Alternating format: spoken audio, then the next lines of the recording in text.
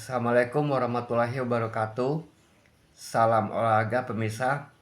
Semoga semuanya sehat-sehat selalu dan sukses melakukan aktivitas setiap harinya.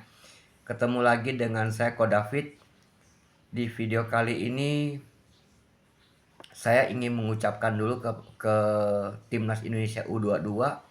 Walaupun kalah dari Vietnam, tapi sudah uh, peningkatan ya, lebih bagus dibanding pada saat melawan Laos. Nah, dengan susah payah Vietnam untuk membobol gawang kita cuma dapat 1 gol di menit ke-77.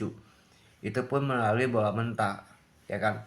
Nah, di sini saya akan membahas tentang seorang penyerang yang kemungkinan besar bisa dinaturalisasi oleh Indonesia.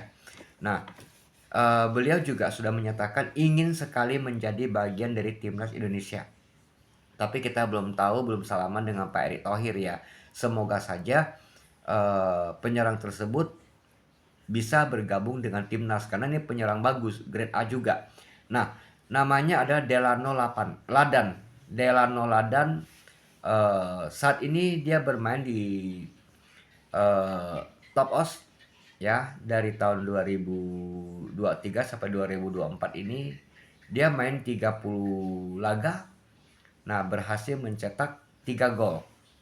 Ya, 3 gol tanpa assist ya, 2 kartu kuning. Saat ini dia berusia 24 tahun, lahir 9 Februari tahun 2000. Jadi usianya sama dengan Ole. Usianya sama dengan Ole, itu 24 tahun. Cuma untuk si Delano ini agak pendek ya. Dia hanya tingginya 177 cm saja. Ya. Nah, pada saat masih kecil, ya masih kecil, dia sempat memperkuat U17 Belanda ya. Pada tahun 2017 dia sempat memperkuat U17 Belanda. Di situ dia main 6 kali berhasil mencetak 3 gol. Nah, di 2018 dia juga memperkuat tim Belanda U18. Main 6 kali 3 gol juga. Nah, saat ini dia bermain di Top Os ya, di Eredivisie bermain di Top Os. Nah, sempat juga di ADO Den Haag, sempat juga di Feyenoord U21. Nah, ini penyerang bagus. Penyerang ini dia adalah penyerang tengah, bisa bermain di kiri dan di kanan ya. Sebagai sayap kiri, sayap kanan bisa. Saat ini dia ingin sekali menjadi bagian dari timnas Indonesia. Nah, tentu kita tahu, kita harus selidiki dulu di mana keturunannya. Nah, sesuai info yang saya dapat, dia ini dari kakeknya ya, Delano Ladan ini dari kakeknya adalah seorang Jawa ya, kakeknya dari Jawa. Nah, kalau kita pikir kalau ada Ole, setelah Ole datang ada Delano, wah itu sangat luar biasa gitu loh. Kita punya 2 penyerang yang haus gol. Nah, apalagi di kiri kanan kita juga masih punya Ratna Bangun gitu kan. Nah, ada Marcelino. Tentunya kita harus bersiap-siap dari sekarang karena kemungkinan kita akan masuk ke Piala Dunia sangat besar. Karena saat ini Indonesia berada di peringkat ketiga dengan 6 poin. Nah, sedangkan kita masih harus bertandang ke Australia. Terus kita juga harus menjadi tuan rumah, menjamu Bahrain sama China. Nah, kalau kita bisa ambil Bahrain sama China, anggap saja kita bisa mendapatkan 1 poin di Australia. Nah, anggap kita lawan Jepang kalah, berarti dapat 7 poin. 7 poin tambah 6 poin, 13 poin. Minimal kita bisa dapat peringkat ketiga.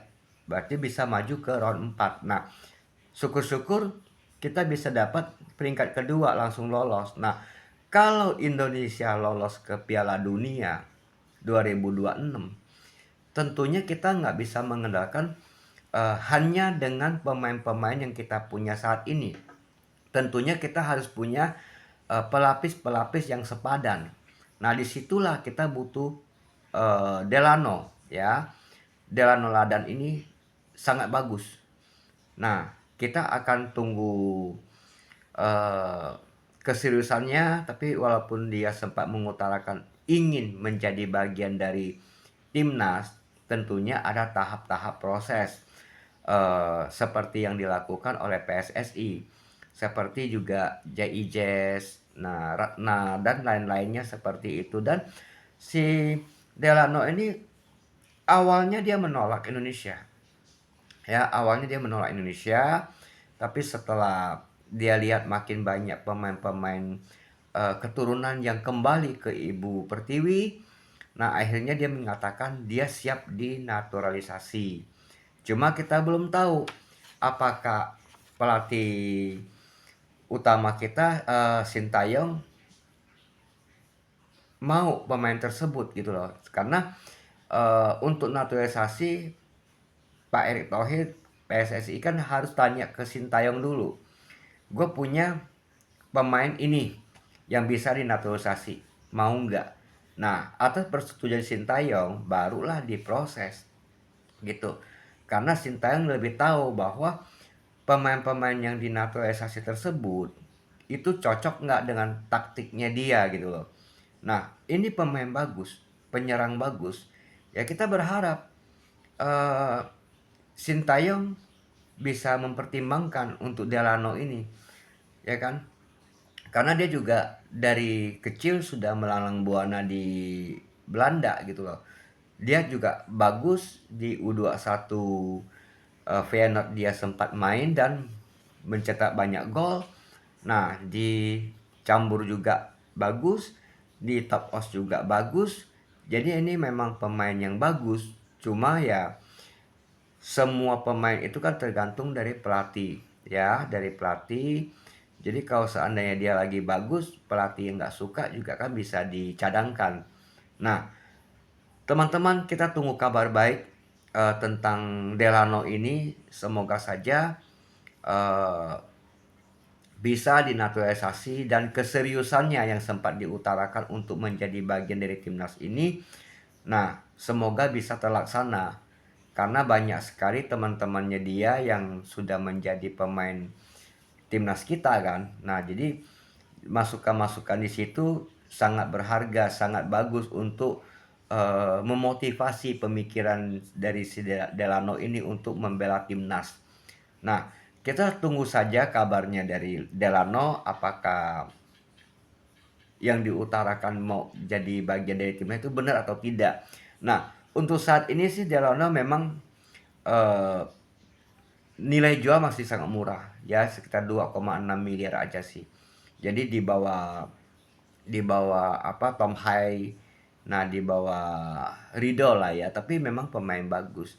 Oke teman-teman, kita ketemu dulu apa sampai sini dulu, kita ketemu lagi di video berikutnya. Jangan lupa like, comment, and subscribe video saya ini.